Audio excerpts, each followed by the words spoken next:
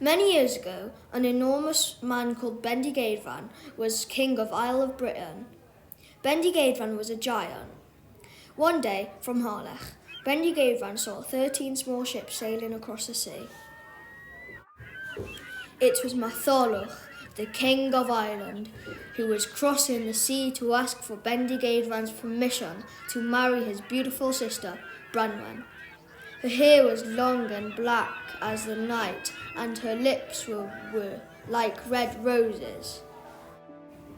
All of the Irish men came into the magnificent court of Harlech, and a great feast was enjoyed.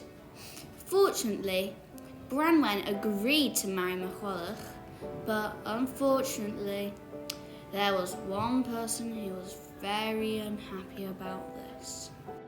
He was Evnisian, who was Branwen and Bendigeidfran's nasty half-brother. While everyone else was enjoying the wedding festivities, Evnisian, who was very angry, cut off the ears, tails and jaws of Matholwch's beautiful white horses.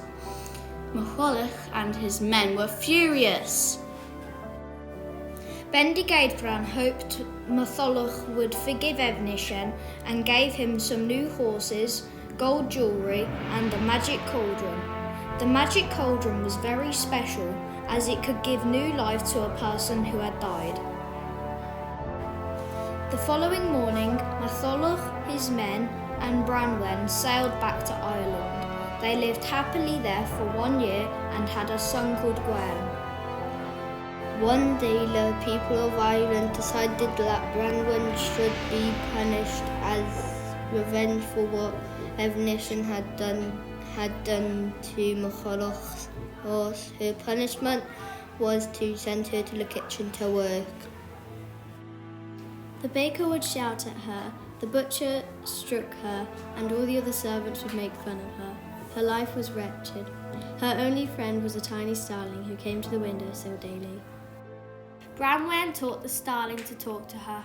Then she told her sad tale to the little bird, and finally she wrote a letter and tied it to the bird's leg, telling it to fly with the message to a huge giant in Wales. The bird soared across the sea and arrived at Britain. When it saw Bendigeidfran, the giant, the tiny starling landed on his colossal shoulder. After reading the letter and hearing about Branwen's punishment, Bendigeidfran was furious. He decided to prepare his men and his ships to go and rescue the beautiful Branwen.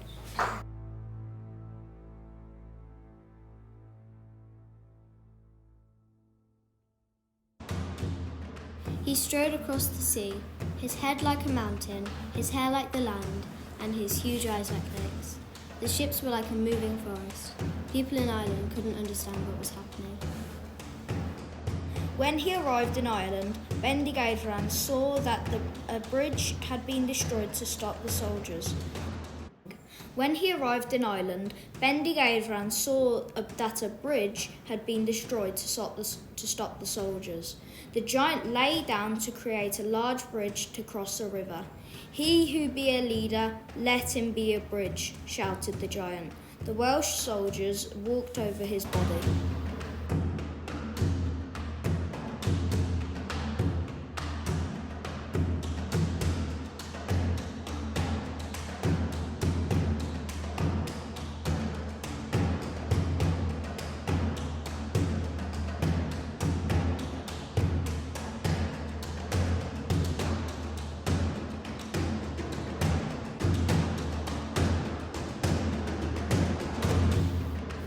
There was fierce fighting between the soldiers of Bendigeidfran and Matholwch. However, Matholwch had the magic cauldron. Every time an Irish soldier was killed, they were thrown into the cauldron and came back to life. Evnisian tried to break the cauldron, but he and Bendigeidfran were both killed. Consequently, the Welsh lost the battle and Branwen sailed back to Wales. Branwen finally died of a broken heart on the banks of the River Allow in Anglesey.